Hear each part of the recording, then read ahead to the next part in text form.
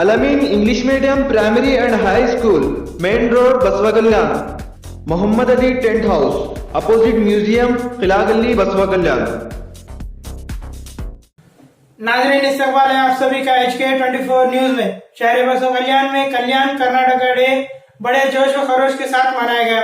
कल्याण Karnataka day MLA बसवा कल्याण B Narayan Rao और श्री हवा मल्लीनाथ महाराज निर्गुड़ी के जेर निगरानी चलाया गया। ये प्रोग्राम एक रैली की शक्ल में सस्तापुर बंगले से होते हुए सभा भवन बसवा कल्याण पर पहुंचा और यहां पर एक प्रोग्राम की शक्ल इख्तियार कर ली। तो आइए देखते हैं आज की इस खबर को। बने रहिए हमारे साथ अंत तक। HK24 न्यूज, हर कदम आपके।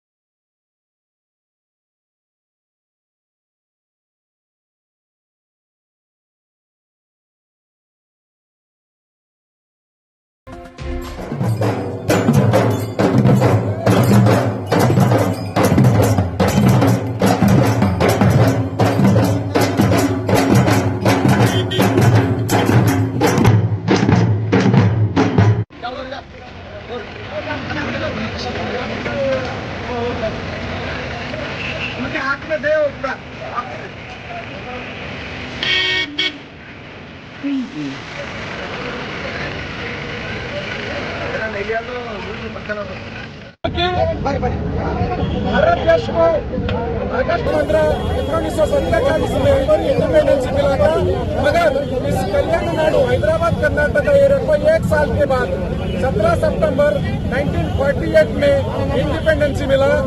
वहां से यहाँ तक इस इंडिपेंडेंसी को हैदराबाद कर्नाटक विमोचना दिनाचरण बोल के गवर्नमेंट ऑफ कर्नाटक सेलिब्रेट कर रहे थे। इस बार इस कल्याण कर्नाटक का बहुत लोगों का एक इच्छा था इस उत्सव को कल्याण कर्नाटक उत्सव नाम पे करने का। इस बार कर्नाटक सरकार ने उस उत्सव को नामांकित किया है। आज वो उत्सव पूरा कल्याण कर्नाटक में मना रहा है और इस उत्सव की तरफ से जय भारत माता सेवा समिति न्यू दिल्ली, उसका नेशनल फाउंडर प्रेसिडेंट हवा मल्लीनाथ महाराज निर्गुड़ी के नेतृत्व में और हमारा बसवा कल्याण का जो MLA साहब दोनों का नेतृत्व में सुबह 11 बजे से पूरे बसवा कल्याण में तिरंगा झंडा लहराकर और भारत माता का एक भव्य भावचित्र, उसके साथ सभी वचनधारों का भावचित्र और इस देश के लिए जो भी सभी वीर भव्य उत्सव से उत्सव मना रहा है। सुबह से सभी को मिठाई बांट रही है, सभी लोग बहुत उत्सुकत है और इस उत्सव का यशस्वी के लिए जो भी लोग डायरेक्टली इनडायरेक्टली सपोर्ट किए हैं उन सभी लोगों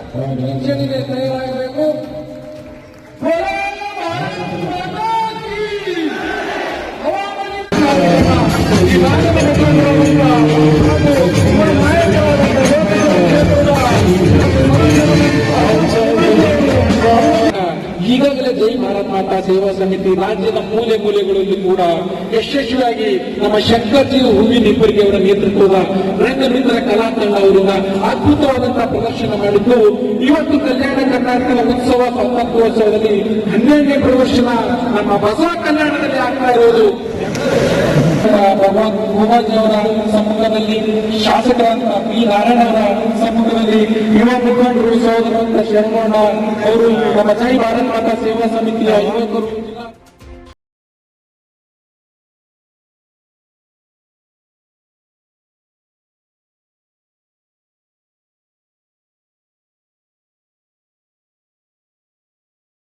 ಪುರುಷರ ದೇಶ. ಇಂತಹ ಒಂದು ದೇಶದಲ್ಲಿ ನಾವು ಜನ್ಮ ತಾಳಿದ್ದೀವಿ ಅಂದ್ರೆ ಅದಕ್ಕಿಂತ ಸೌಭಾಗ್ಯ ಮತ್ತೊಂದಿಲ್ಲ ಅನ್ನುವಂಥದ್ದನ್ನು ನಾನು ಎದುರಿಗೆ ಹೇಳಿಕೆ ಇಷ್ಟಪಡ್ತೀನಿ. ನಾವು ಸೌಭಾಗ್ಯವಂತರು ನಮ್ಮ ಭಾರತ ದೇಶದಲ್ಲಿ ನಾವು ಜನ್ಮವನ್ನು ತಾಳಿದ್ದೀವಿ. ಕಾರಣ ವಿಶ್ವದಲ್ಲಿ ಮತ್ತೊಂದು ಯಾವುದೇ ದೇಶದ ಭಾರತಕ್ಕೆ ಸರಿ ಸಮಾನವಾಗಿ ಆಧ್ಯಾತ್ಮಿಕವಾಗಿ ದೇವರಲ್ಲಿ ಭಕ್ತಿ ಮತ್ತು ನಂಬಿಕೆಯನ್ನಿಟ್ಟು ಜೀವನ ಮಾಡುವಂಥದ್ದು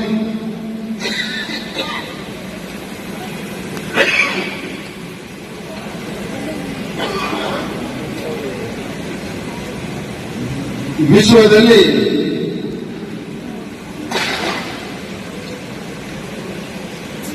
ಇಡೀ ಪ್ರಪಂಚದಲ್ಲಿ ಎಲ್ಲ ಹಳೆ ಸಂಸ್ಕೃತಿ ಯಾವುದಾದರಿದೆ ಮತ್ತು ಅತಿ ಶ್ರೀಮಂತ ಸಂಸ್ಕೃತಿ ಯಾವುದಾದ್ರೆ ಕೇವಲ ನಮ್ಮ ಸಂಸ್ಕೃತಿ ಮಾತ್ರ ಇದೆ.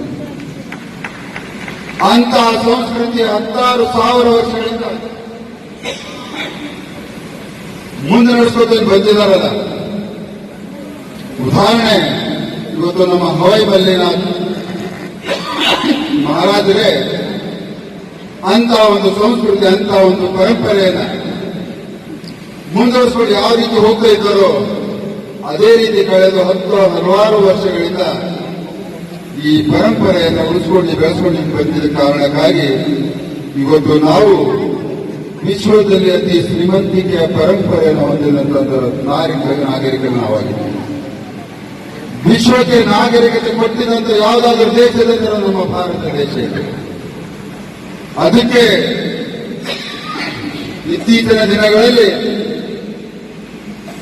ಎಲ್ಲಾ ಸಾಧು ಸಂತರು ಕೇವಲ ಸಮಾಜ ಕಟ್ಟುವುದಲ್ಲ, ಸಮಾಜದಲ್ಲಿರುವ ಪ್ರತಿಯೊಬ್ಬ ನಾಗರಿಕನಿಗೆ ದೇಶಭಕ್ತನಾಗಿ ಮಾಡುವಂತ ಕಾರ್ಯವನ್ನು ಮಾಡ್ತಾ ಇದ್ದಾರೆ. ದೇಶಭಕ್ತ ಮಾಡುವುದು ಎಷ್ಟು ಅವಶ್ಯಕತೆ ಇದೆ ಅನ್ನುವಂಥದ್ದನ್ನ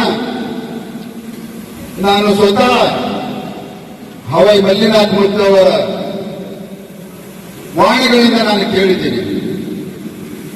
ಯಾವಾಗಲೂ ಅವ್ರು ಹೇಳ್ತಾರೆ, ಹೂವವರೇ, ನಮ್ಮ ಪರಂಪರೆ ಉಳಿಬೇಕಾದ್ರೆ ನಮ್ಮ ಜನರಲ್ಲಿ ದೇಶಭಕ್ತಿಯನ್ನ ಬೆಳಿಬೇಕು. ದೇಶಭಕ್ತಿ ಬೆಳೆದಾಗ ಮಾತ್ರ ದೇಶ ಉಳಿಯಲಿಕ್ಕೆ ಸಾಧ್ಯವಾಗ್ತದೆ. ದೇಶ ಉಳಿದಾಗ ಮಾತ್ರ ನಮ್ಮ ಈ ಶ್ರೀಮಂತಿಕೆಯ ಪರಂಪರೆ ಮತ್ತು ಸಂಸ್ಕೃತಿಯನ್ನ ಉಳಿಸಲಿಕ್ಕೆ ಸಾಧ್ಯವಾಗ್ತದೆ ಅನ್ನುವಂಥದ್ದನ್ನ ಯಾವಾಗಲೂ ಹವಾಯಿ ಮಲ್ಲಿನಾಥ್ ಬುದ್ಧವರು, ನಾನು ಯಾವಾಗ ಅವ್ರ ಜೊತೆ ಚರ್ಚೆಯನ್ನು ಮಾಡ್ತಿರ್ತೀನೋ ಆವಾಗ ಈ ಶಬ್ದಗಳನ್ನ ನನಗೆ ಕಿವಿ ಹಾಕ್ತಾರೆ. ಅದರ ಜೊತೆಯಲ್ಲಿ ಮತ್ತೊಂದು ಮಾತಾಡ್ತಾರೆ ಮುದ್ದೆ ಅವರು, ನಾವೆಷ್ಟೇ ಲಿಂಗ ಸ್ಥಾಪನೆ ಮಾಡಲಿ, ಎಷ್ಟೇ ಮಠ ಮಂದಿರಗಳನ್ನು ನಿರ್ಮಾಣ ಮಾಡಲಿ, ಅವೆಲ್ಲವೂ ಸುರಕ್ಷಿತವಾಗಿರಬೇಕಾದ್ರೆ ನಮ್ಮ ದೇಶ ಸುರಕ್ಷಿತವಾಗಿರ್ಬೇಕನ್ನುವಂಥದ್ದನ್ನು ಕೂಡ ಹೇಳ್ತಾರೆ. ನಿಜವಾಗಿಯೂ 11ನೇ ಶತಮಾನದ ಅನ್ನಬಸವನವರು, ಅನ್ನಪ್ರಭುವರು ಮತ್ತು ಎಲ್ಲ 770 ಶರಣ ಶರಣಿಯರ ಭಾವಚಿತ್ರದೊಂದಿಗೆ